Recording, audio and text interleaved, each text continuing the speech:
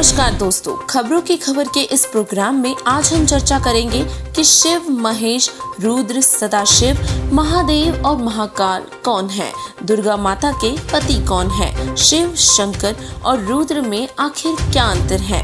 तो स्वागत है आपका हमारे इस पेशकश में। आइए शुरुआत करते हैं कार्यक्रम की। दोस्तों, जैसे कि हम सभी जानते हैं कि ब्रह्मा जी का कार्य है उत्पत्ति करना, तो वहीं विष्णु जी का पालन और शंकर जी का संहार करना, और रुद्र जो कि इन तीनों से अलग है, उनका कार्य है स्वर्गलोक के देवताओं की मृत्यु करना।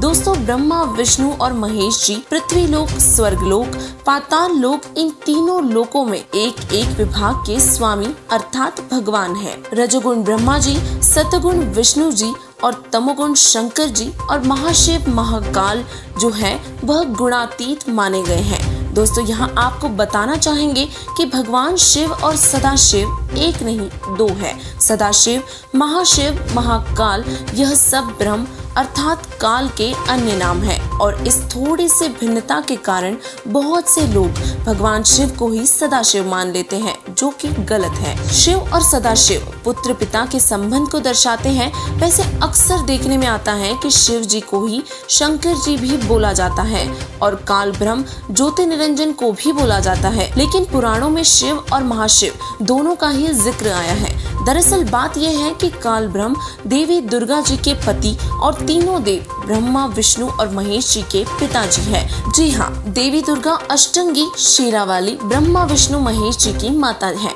देवी भागवत के स्कंद 3 में इसका प्रमाण है। दोस्तों, ये बातें शायद आपको अटपटी लग रही हो, परंतु वेद पुराणों के अनुसार यह 101% सत्य है। शंकर जी के विषय में बहुत सी मिथ्यक बातें प्रचलित हैं। हिंदू धर्म में भगवान शिव जी को लेकर बहुत सी महिमा गाई जाती है। शिव अजर है, अमर है, अविनाशी है, मृत्युंजय है, और जब उनकी यह महिमा सुनते हैं तो ऐसा लगता है कि भगवान शिव शंकर की उपासना करेंगे तो हमारी मृत्यु भी टल ही जाएगी, लेकिन ऐसा बिल्कुल नहीं है। परमेश्वर कोई और है। अब यहाँ हम आपको देवी भागवत महापुराण का एक छंद पढ़कर सुनाना चाहेंगे, जिसमें ये स्वयं स्वीकार कर रहे हैं कि उनका जन्म और मृत्यु होता है, वे अजर और अमर नहीं है। देवी भागवत के पृष्ठ 123 पर भगवान शिव स्वयं कह रहे हैं कि उनकी उत्पत्ति यानी जन्म हुआ है और मृत्यु भी होगी, वे नित्य नहीं है, अविनाशी नहीं है। इस पुराण में लिखी कुछ पंक्तियों से स्पष्ट हो जाता है कि भगवान शिव शंकर की जन्म और मृत्यु होती है, जिससे उनकी महिमा से जुड़ने वाले शब्द जैसे कि मृत्युंजय, कालच्चय, महाकाल का कोई अर्थ नहीं रह जाता। दोस्तों, आज हम उन सभी उलझनों को सुलझाने की कोशिश करेंगे जो कहीं ना कहीं भक्त समाज के अंदर एक शंका उत्पन्न कर देती है। दोस्तों, ओम नमः शिवाय मंत्र का जाप और शिवलिंग की पूजा कर भक्त समाज सोचता है कि वह शंकर जी की ही आराधना कर रहे हैं, लेकिन वास्तविकता तो ये है कि न तो ओम नमः शिवाय मंत्र शंकर जी का है और ना ही शिवलिंग पूजा से शंकर जी प्रसन्न होते हैं। शायद आपको बुरा लगे, परंतु यह सत्य है कि शिवलिंग पूजा एक बहुत ही बेशर्म पूजा है। दरअसल शिव पुराण के अनुसार एक बार भगवान ब्रह्मा और विष्णु जी का एक युद्ध हुआ। तब उनके पिता काल सदाशिव ने उनके अभिमान को दूर करने के लिए बीच में एक तेजोमय स्तंभ खड़ा कर दिया। फिर बाद में उस स्तंभ को अपने लिंग आकार स्वरूप दिखाया और कहा कि हे पुत्रों, तुम नित्य ही इसकी आराधना करना, जिसके बाद यह शिवलिंग की पूजा प्रारंभ हो गई। कहते हैं, धरे शिवलिंगा बहुविध रंगा, गाल बजावे गहले, जे लिंग पूजे शिव साहिब मिले, तो पूजे क्यों ना खेले। अर्थात इस क्रिया का कोई फायदा नहीं है। दोस्तों, अक्सर देखने में आया है कि अधिकतर लोग यही जानना चाहते हैं कि भगवान शिव तो परम परमेश्वर है, तो फिर वे समाधि क्यों लगाए रहते हैं। दोस्तों, कहा जाता है तथा प्रमाण भी लिखा है कि शिव जी की आयु ब्रह्मा, विष्णु जी से भगवान शिव की सबसे अधिक है। इसके पीछे एक कारण है। पुराणों के अनुसार एक बार दुर्गा देवी ने भगवान शिव शंकर से कहा था कि पुत्र तुम्हें क्या चाहिए। तब भगवान शंकर जी ने देवी से अमर होने की प्रार्थना की। इस पर देवी दुर्गा ने कहा कि पुत्र, इस लोक में जो जन्म लिया है उसकी मृत्यु निश्चित है। मैं तुम्हें अमर नहीं कर सकती, पर तुम्हें अधिक आयु का रहस्य बता देती हूँ। यह सुनकर भगवान शिव एक तरफ से तो दुखी थे कि अमर नहीं हो सकते, पर यह जानकर प्रसन्न हो गए कि अमर नहीं हो सकता तो क्या हुआ, सबसे अधिक आयु तो होगी। फिर माता दुर्गा ने शिव जी को वह रहस्य उजागर किया जिससे शिव जी की तीनों देवों से सबसे अधिक आयु प्राप्त है। दोस्तों, आपने देखा होगा कि भगवान शिव अपना अधिक समय समाधि व्यवस्था में ही लीन रहते हैं। जब दुर्गा माता ने भगवान शंकर से सबसे अधिक आयु का रहस्य पूछा तो दुर्गा जी ने बताया कि पुत्र, यह शरीर श्वासों से चलता है और शरीर की आयु भी श्वासों पर ही निर्भर करती है। यदि हम श्वासों पर थोड़ा नियंत्रण रखें और श्वास कम ले तो हम आयु बढ़ा सकते हैं। इसके लिए आप समाधि लगाओ तथा श्वासों पर पूरी तरह नियंत्रण रख पाओगे। माता की आज्ञा पाकर भगवान शिव समाधि अवस्था में ही अधिकतर रहने लगे, जिससे वे अधिक आयु का आनंद ले सके। तो आइए अब भगवान शिव शंकर जी की आयु पर एक नजर डालते हैं। शिव जी की आयु की गिनती बहुत बड़ी है। इससे शॉर्ट करने के लिए हम भगवान ब्रह्मा जी की आयु से भगवान शिव जी की आयु का पता करेंगे। ब्रह्मा जी की आयु 7 करोड़ 20 लाख चतुर्युग है और आपको बता दें कि एक चतुर्युग 4 युगों से बनता है।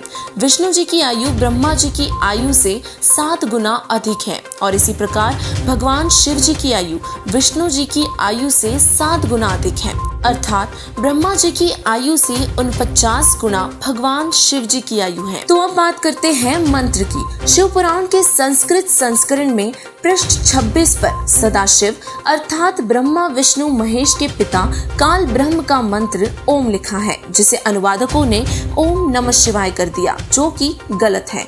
गीता जी के अध्याय 8 के श्लोक 13 में केवल एक ओम मंत्र का जाप ही करने को कहा गया है, जो कि ब्रह्म काल सदाशिव का है। ओम नमः शिवाय मंत्र का कहीं विवरण ही नहीं है। दोस्तों, हम देखते हैं कि भगवान शिव जी भी भक्ति किया करते हैं, लेकिन किसकी?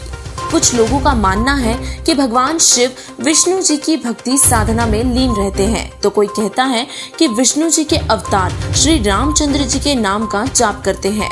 कुछ लोग तो यह भी कहते हैं कि शिव शंभु अपनी ही भक्ति करते हैं। लेकिन अब हम आपको बताएंगे कि वास्तव में भगवान शिव किसकी भक्ति करते हैं। परमेश्वर कबीर साहिब जी ने इसी विषय में बताया है कि हम बैरागी ब्रह्मपद सन्यासी महादेव सोहम नाम दिया शंकर को, वो करे हमारी सेव। सृष्टि रचना के प्रारंभ में कबीर साहिब जी एक ऋषि रूप में ब्रह्मा जी, विष्णु जी और शिव जी से मिले थे। तीनों को तत्व ज्ञान समझाया था, परंतु काल सदाशिव के प्रभाव के कारण इन्होंने परमात्मा का ज्ञान स्वीकार नहीं किया था। भगवान शिव ने कबीर साहिब जी की बातों को रुचिकर सुना। शिव जी की रुचि देखकर परमात्मा ने उन्हें सोहम मंत्र का जाप दिया। भगवान शिव जी आज भी इस मंत्र का जाप करते हैं।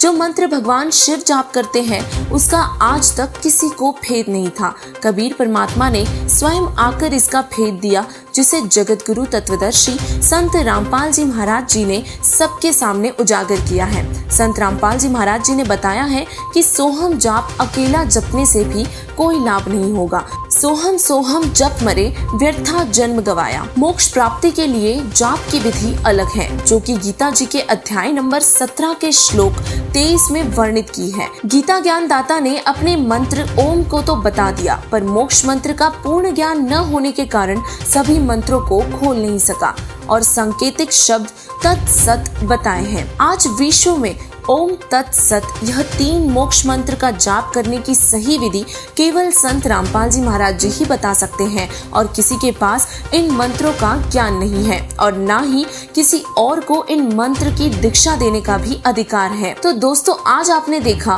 कि ब्रह्मा विष्णु और महेश जी के माता पिता कौन है, शेरा वाली माता का पति कौन है और सदाशिव महाकाल रुद्र शंकर और महेश में आखिर क्या अंतर है तथा शिवलिंग पूजा क्या है। आप सभी दर्शकों से निवेदन है कि तत्व ज्ञान को जानने में अधिक समय न लगाओ। नकली गुरु और धार्मिक पीरों के पास समय व्यर्थ मत करो। मनुष्य जन्म बहुत अनमोल है और इसे ऐसे ही नहीं गवाओ।